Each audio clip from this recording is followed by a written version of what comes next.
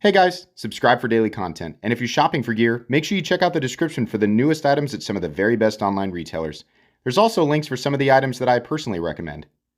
Thanks! What's going on YouTube? Metal Complex here, and today I have, should we call it a review? Okay, yeah. I've got another interesting knife review / knife overview to share with you guys. This is the PMP Knives Alpha Beast. Wow, it's freaking huge. Yeah, it's not a practical knife. Nor was it, come on. There's always people going, I mean, it's overbuilt, but it's not practical. You guys need to know this. Thank God. I'm here to educate you. God, yeah, duh. Come on. Who do you think thinks that this is like a good... This is an interesting thing that exists, and it's fun, and it's cool, and it's ridiculous, right? I think the designer knew, right? And so does everybody else. Thanks so much to my generous patrons who are supporting me right now. There's a link for Patreon right down below. And please make sure to follow me on Instagram at metal_complex. So this was sent to me by my good buddy, Jim Skelton. And he's got a video on it too. If you want to check out his thoughts, you should. While you're there, if for some reason you're not already subscribed to him, subscribe. He has some amazing content, some knives you'll never see anywhere else on YouTube but his channel. So check it out. Worth it. I'd love to say that I can link this and you can buy it, but you can't. These were limited. He made, I don't know, PMP Knives. You can go to PMP Knives website. This, where was the listing for this? It was on Tools for Gents, which is weird, okay. But it was on Tools for Gents. There were a bunch of different versions. There was like a flamed one. There's a DLC one. I've got one on order, and I think it's essentially like this. It's just all stonewashed. They came in at... You know, it's in euros, so you're gonna. A lot of people went over there and they're like $600, or $500, whatever. You got to convert it.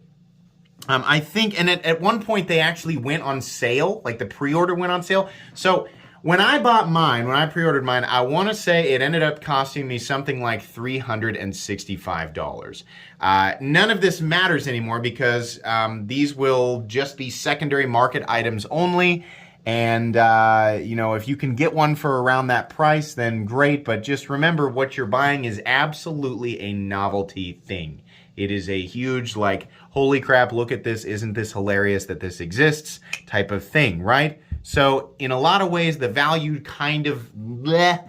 It just comes down to, do you want to own a giant brick knife? How badly would you... say that you'd like to own this thing, then just sort of gauge that on whoever's asking for this. But that's, you know, that's how much they were, or at the base price when the pre-orders went up. Mine will be here sometime in June or July, I don't know, sometime in the summer, but Jim was kind enough to let me take a look at this. So anyways, let's go ahead and get a measurement of this guy. Overall length of the PMP Alpha Beast coming in at 9 1/4 inches. God. Blade length is coming in at 4 inches. And the cutting edge is coming in at about 3.75. How about some size comparisons? Because that makes sense, right? Up against the Ontario Rat Model 1 and the Ontario Rat Model 2. Yeah. How about up against the Spyderco PM2? And the Spyderco Para 3.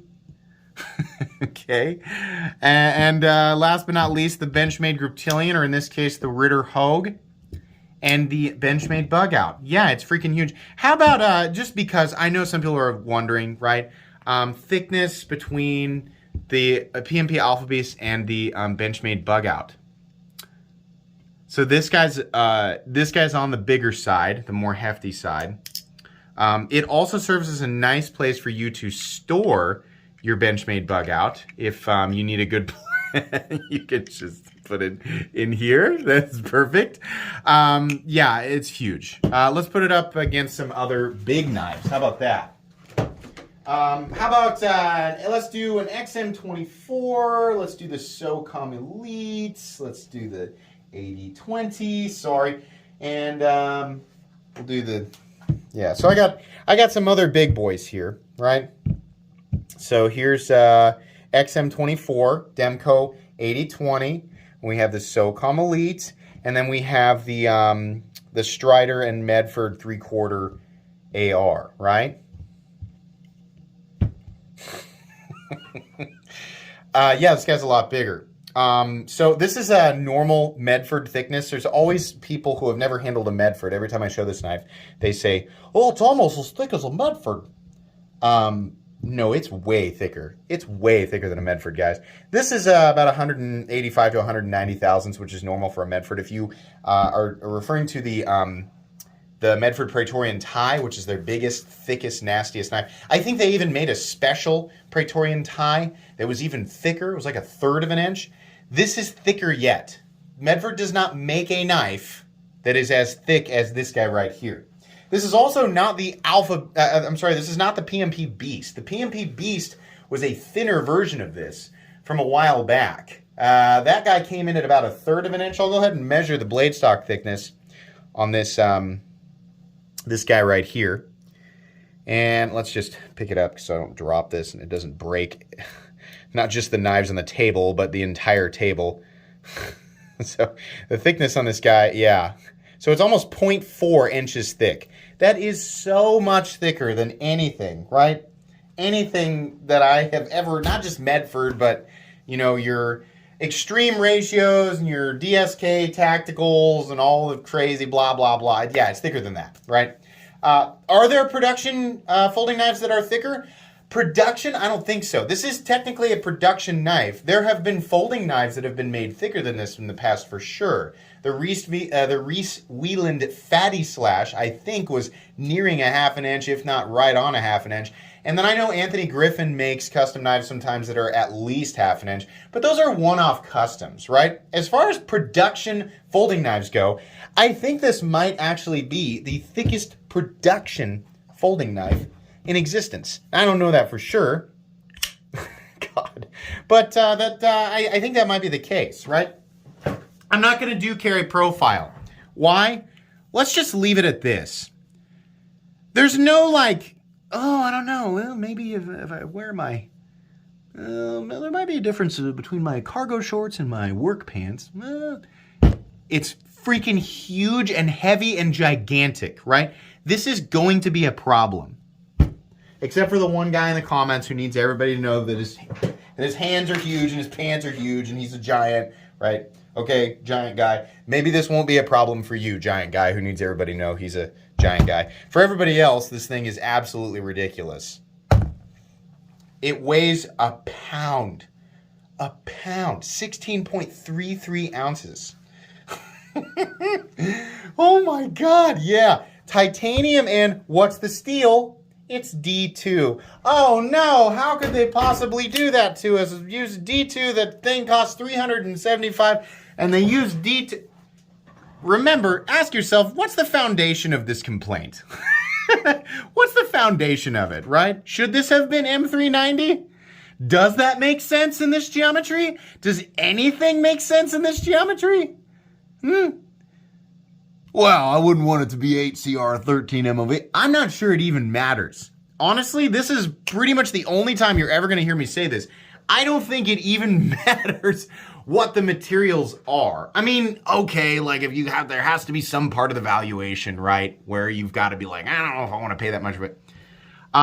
Yeah, getting this thick of a piece of D2 and then grinding it into this shape. I mean, I have no idea. This kind of throws my whole sense of what things cost to create, take from raw materials and create. But judging by the fit and finish and just the general quality of this thing all the way around, because the tolerances are actually really good, which adds a whole nother layer of just hilarious irony, like so much work going into something that is essentially useless. I don't know. I feel like the price is kind of, okay, you know, but there's just so much that, like, any serious complaint with this thing is kind of automatically cast out because it's too funny. It's so obviously supposed to be just ridiculous, right? So I'm sorry if I'm dismissing your complaints about how this could not it won't be a convenient item for when you're scaling a building and trying to infiltrate the structure, right? If you're trying to pry the door off of a tank, no, because it's still a folding knife, and that doesn't make sense either, right? So, sorry, there's just this is one of the weirdest things I've ever tried to review. I just know, what the comment section is going to look like. Let's go ahead and do a hardware check, I guess, because the choice of hardware is pretty funny. Get out my tools. My tools are very inexpensive and very recommendable. You can find them right down in the section of my description that talks about the tools I use on this channel. I think everything is a T8, which is what I'm always like, gosh, I wish everything was just T8 or bigger. Yeah, T8 for the pivot and T8 for the screws, which they look so small on this. Why didn't we have it would have just complemented the whole Does it even matter? Now I'm complaining about something that has no validity, right? When we complain about something that's already not serious, it makes no sense. But I feel like it should have had bigger hardware, right? Should have had T25 pivot and T25 handle screws. I don't know. I'm just kidding. I'm sure that would add quite a bit of cost to it. So there you go. So how's the deployment? So this is the funny part. It's actually pretty easy to deploy, and that's thanks to, look at that. That's a reverse flick. How about a left-handed revert? Can I do it? Is my left finger strong enough? Almost. It's just I have a little more strength in my right finger. Yeah, you can actually do that, and here's why. The detent is actually tuned correctly, and the thumb studs are big enough and positioned in the right place to allow for proper leverage on such a massive blade. Yeah, I actually think those holes in the blade are, they kind of look decorative, but I think that's actually weight reduction. I think that's what that is. It wouldn't surprise me at all. So that's what's funny about this thing is it's not just two pieces of titanium slapped together on a big hunk of D2 steel and are like, hey, buy this because it's ridiculous. Kind of it's that, but it's also an insane amount of care was taken when they designed this thing. I mean, it was actually done pretty well.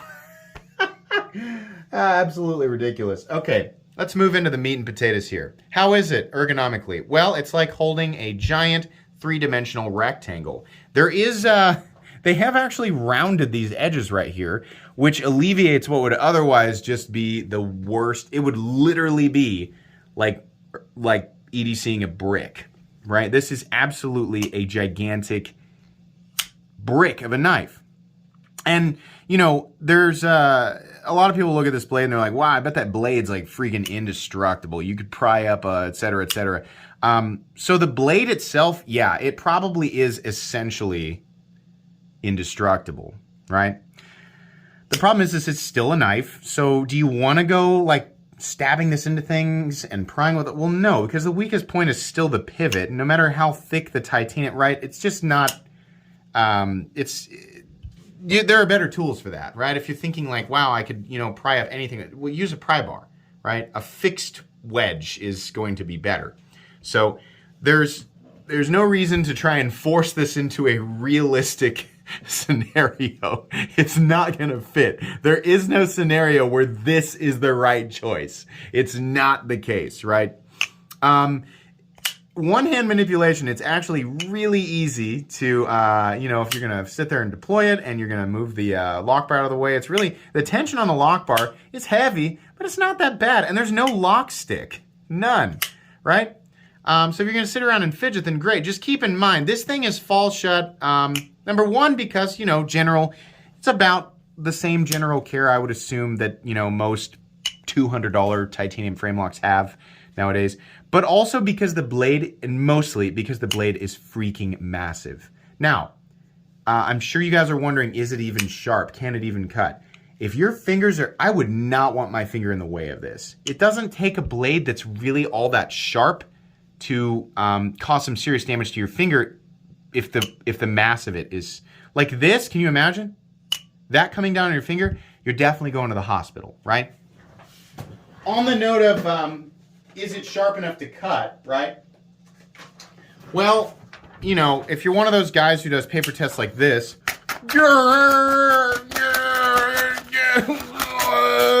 yeah, if you do that, then no, it's not going to cut, right? But yeah, it actually is sharp enough to slice, kind of. Yeah. So there you go. Believe it or not, it actually will, right? But here's the problem.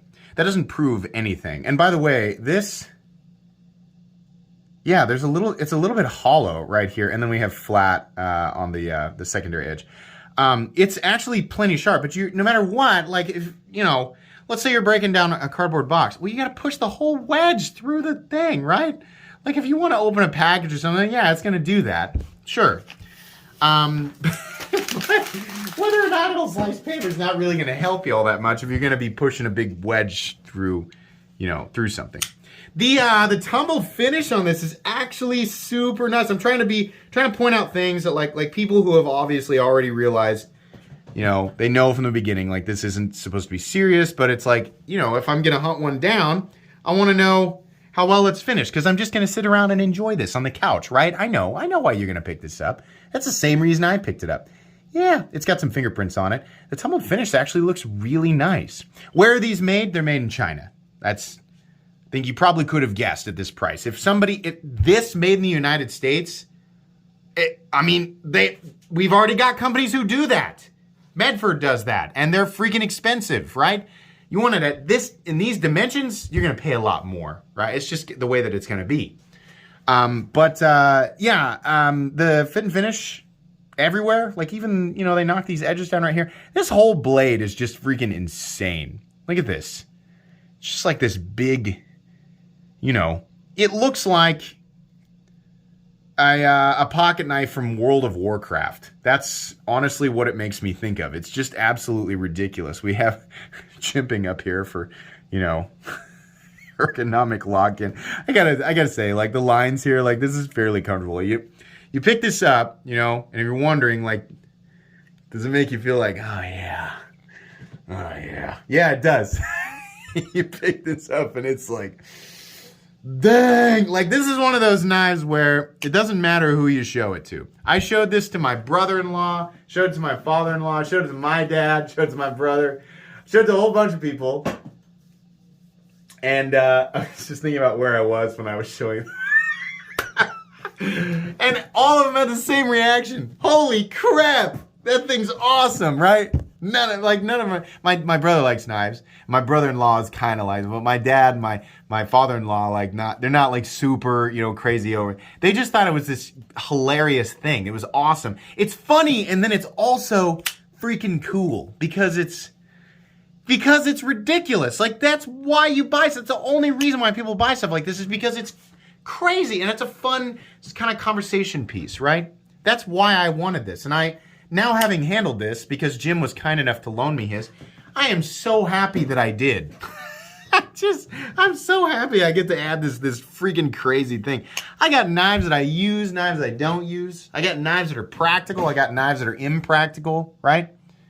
I like all the different corners. There's lots of different reasons to like stuff. It doesn't have to have, a utilitarian purpose to be a thing of joy, right? I mean, that's the core of all of this, right? What it comes down to, does it bring us joy? This, a very specific level of joy, yes, it does, and it will for many people. Oh my gosh. Okay, so can you touch the blade? Okay, that's great, Complex, but can you touch the blade? Because I'm actually going to EDC this, and I just can't have, when I reach into my pocket, when I'm having to fight off ninjas and bears in the back alley behind my local supermarket, will I sometimes accidentally touch the blade? And yeah, look at this. It's a slot the size of a finger. You're definitely going, this is unavoidable, unless they put a backspacer covering this whole area, which would make it even heavier. Maybe they should have, because the balance is absolutely towards the blade. No, it's right under the pivot, right? But yeah, you can touch it. You can't. There's a lanyard thing. So if you want to attach, not a lanyard, but a chain to this and swing it around like the Witch King, right? Then you can do that. It sounds pretty dangerous. Honestly, it's going to cause more damage that way than any other way. Throwing it or swinging it around, right? I have a feeling people trying to deploy this and then accidentally throwing it and hitting people in the forehead with it, that's where this thing is going to be the most dangerous. That, or accidentally while you're sitting around, you know, couch flipping it, watching Netflix and not paying attention, we're going to get some finger injuries from that. That's what's going to happen. That's the most action that this knife is going to see. Huge titanium backspacer, and then a pretty, you know, there's a clip on it. It's a popsicle stick style clip. Carry depth, does that matter? I don't know. Here's the carry depth. I don't know, it's probably medium, and this is, you're gonna have a lot sticking up out of your pocket. Do you notice it in the pocket? Yeah, you bet I put this thing in my pocket immediately. Like I was just jeans, like regular jeans. I put this in my pocket, and wouldn't you know it, I was extremely aware of it. It's like carrying 3 cell phones duct taped together. That's what it felt like, man. It was absolutely crazy. There is a lock bar insert, doubling as the over travel stop. So there's that. So it looks like it's locking up super early, and like by percentage it is, but the amount of surface contact is actually quite a bit. If we look right here, it's no different than like my XM24. I mean, it's, what are we looking at there? Maybe an eighth of an inch, a little more, somewhere between an eighth and a quarter of an inch of surface contact. And yeah, there's no blade play up down. It's not gonna move at all. Like, this thing is so unbelievably solid. It's crazy. No pivot latch. And that detent, look at this here. Yeah. Centering, great. It's amazing. This is a quality, as far as giant useless bricks go, this is extremely high quality. I'm really truly impressed at how much work was involved with this to bring it up to the standards. Like, if we're gonna make an insane, ridiculous brick of a pocket knife, we gotta bring this thing up to the standards of the current 2022 knife community. And by God, PMP did it. This is absolutely ridiculous and amazing. Do I recommend this? No, but the people who did pre-order it, right? If you're watching this video because you're like, I gotta know, like, I pre-ordered it as a... For those of you who went ahead and pre-ordered it, you're gonna love this thing. You're gonna laugh so hard the moment you open it up, and it's going to be a treasure in your knife collection. Just humorously sitting there amidst dozens or hundreds of better options for everyday carry. You're still gonna every now and then pick this up and go, I'm really glad I bought this. I love this. Listen, I've said this before. I'm so glad stuff like this exists. I'm happy. I'm not making fun of PMP. I think they knew exactly what they were doing. And you know why? Because if you go to their website and you look at the other stuff that they make serious practical stuff. They make a couple of crazy things here or there, but they know that there are people like me and like lots of you who just like big, crazy, ridiculous things, right? You could argue that pretty much every knife out there has at least one kind of crazy element. That's just part of this, the nature of the knife community, right? So I think they're smart for doing this. I think they're smart for keeping this, you know, because it used to be a major trend back in 2012 to 2014 or so. It was a major trend, like massively overbuilt knives, right? I think they're smart in sort of reviving that with this. No, I'm not making fun of PMP at all. They have a lot of quality products. It's not the first time I've handled something from PMP. But they've done the Beast, and they've done the Alpha Beast, and maybe a couple other kind of ridiculous knives. But they've got tons of great, high quality, user-friendly, practical folding knives. So, for those of you who are just discovering this for the first time, and you're thinking, are these worth hunting down? Yeah, I would say if you're gonna do that, you know, somebody who maybe they got one and they're like, yeah, I'm just gonna move it on. Like, if they move it on for what they paid, right, $350 to $375 or whatever it was, sure, you know, I think that'll, you know, these will probably retain that, so you can decide, like, our giant, ridiculous pocket knives that I can't really use for me, sure. And, you know, for those of you who are really gonna try and carry this, Godspeed. Yeah. Why? But you know what? It's yours, so knock yourself out. Don't actually. There's a good chance you might actually knock yourself out with this. Just be careful. It's weird. The weight and the balance is so crazy, right? There's a lot of recoil off the flip. So yeah, this is a thing that exists. I find it hilarious, and it's honestly, after reviewing, if you could imagine me reviewing 5 knives a week and doing 14 uploads a week consistently for over 2 years now, with the channel being 4 years old. What I'm saying is I've handled so many knives that are incredibly boring. Getting stuff like this on the channel is a wonderful vacation from that. I love that this exists. I think this is hilarious. It's super unique and crazy, and it's kind of awesome. It's kind of just awesome. Thank you so much to Jim Skelton for loaning this for review. I cannot wait to get mine.